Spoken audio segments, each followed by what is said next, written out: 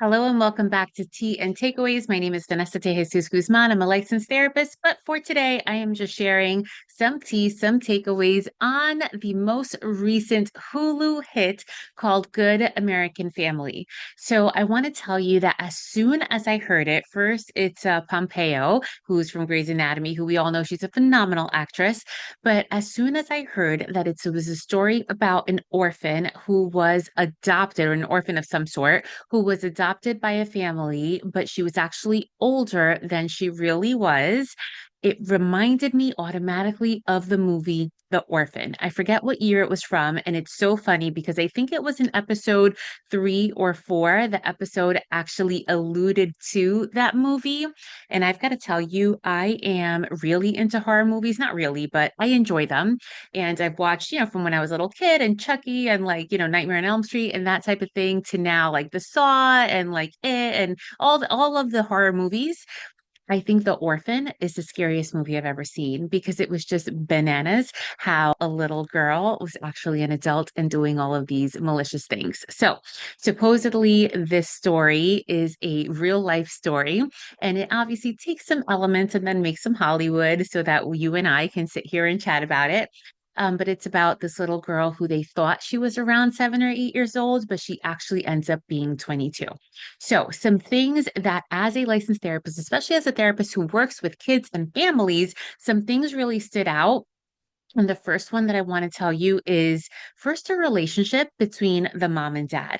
I think should their relationship have been a little bit stronger and had a stronger foundation, then half of the problems that they would have had would have been solved a little bit more easily or more quickly, rather, because since they were already on shaky grounds and they made it very obvious that they were on shaky ground, they didn't communicate well. And regardless, and I know, listen, everybody's like marital relationship and just relationship within their homes behind closed doors, you never really know what happens. However, you have to have the type of relationship, especially if you have children in your life, regardless of how old they are, you have to have the type of relationship where you back each other up. Because what happened was, the mom was already very aware of what the little girl that they adopted, that she had some things that weren't okay. And then it became very aware to her that she was not the age that she said, especially around episode 3, when the girl was using socks as sanitary napkins, to put it not in a gross way. And then she said, listen, I can get you tampons if you need it, right? So the mom knew what was happening, but the dad was in complete disillusionment. The dad didn't even want to see or hear the obvious signs, at least what seemed to me like obvious signs that something was happening. And when the mom would call this out, they would go back and forth with each other in front of the girls and then in front of their 3 biological boys that they had. They had 3 children. And regardless whether you're an adopted parent or whatever, that is not okay.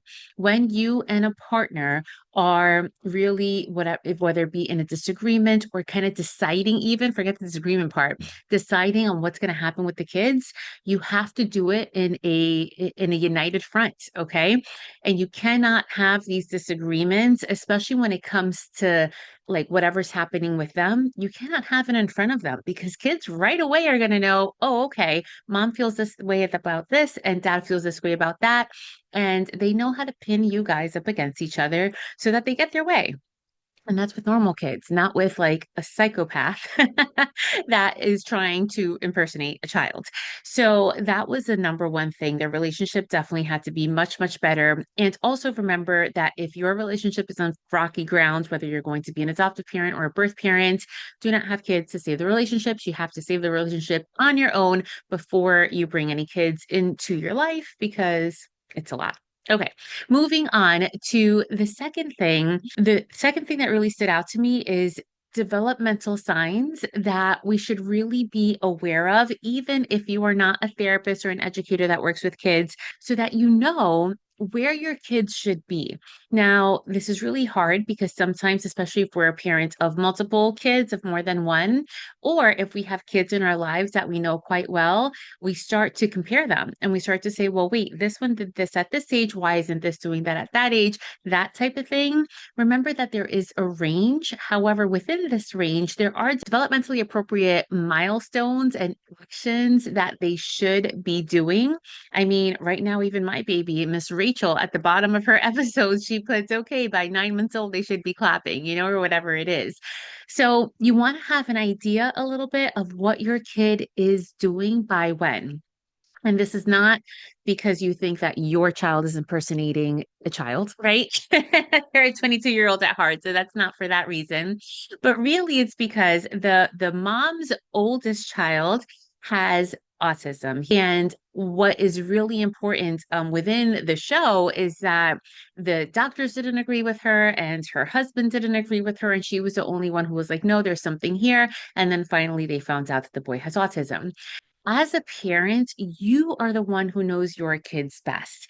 And I will share with you that even when my kid was young, I was like, wait, he's just not speaking on time, right? He's not knowing the words that he should know. And the doctor, you know what they told me? They were like, well, stop speaking Spanish at home, only speak English, and maybe he'll pick up the language a little bit better. And I was like, okay, this is the last time I'm seeing you. I didn't say that, but I didn't go back to that practice because I found that really, I don't know, not okay because we wanted to raise my son bilingual. But he did have, after I called early intervention by myself and figured it out, he did have a speech delay that, once he started talking, then we couldn't shut him up. But either way, you should be aware of the developmental milestones and just be mindful of what your kid is hitting, what your kid is not, so that you can do the best for your child. The other thing that the show made me think of as an educator of 18 years and as a licensed therapist is that we should not be afraid of these labels, quote unquote, when our kids need help. Because I have seen, especially working in a middle school for so many years, some parents would be afraid and they would not want the special education label and they would not want their child to get additional services. And then what happens is by the time that they get them to seventh, eighth grade, or even high school, the gaps widen so much that it's harder for the kids to catch up, especially if there is a disability there. So you want to make sure that you are getting your child the help the earliest you can get them. And if they need ongoing help as the years go by, so be it. But the earlier, the better, because you want to take advantage of that window of opportunity when they're very, very young. And when they're young, they don't know that they're special needs or that they need special help. They think that all the teachers are going to help everybody. And sometimes they're like lucky to be selected to be pulled out of the classroom to go get speech services, let's say, right?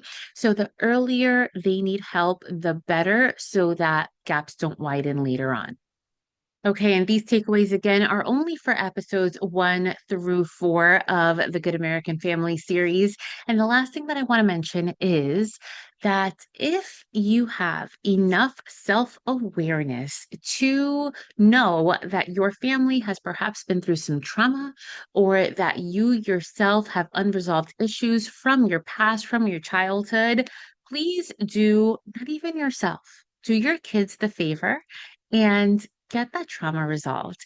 Get help from a licensed therapist that specializes in trauma work. Maybe someone who specializes in EMDR, someone who is going to meet those needs that you have, because it's passed on from generation to generation. And you may think like, okay, I've swept it under the rug, but what it really does is it shows up for your kids. And that is really unfortunate for our kids who come into the world as blank slates. And then here we are messing them up because we don't have our own stuff resolved.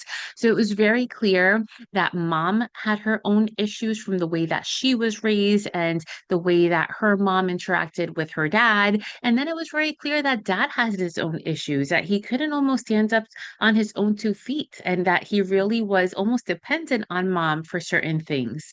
So you want to make sure that you have your stuff resolved before bringing kids into this world, whether again, it be through birth or through adoption, because your stuff always continues to show up. So that is the tea and takeaways through a clinical lens. I do recommend the show. It's not as scary as the movie The Orphan, but I do recommend the show. And it is just quite interesting when you keep in mind that aspects of the series are based on a true story. It's really scary. Anyway, thank you for tuning in. Let me know what you think in the comments. If something else struck you, or if you disagree with my comments, that's okay too. Let me know. And I can't wait to give you the rest of the tea. See you soon.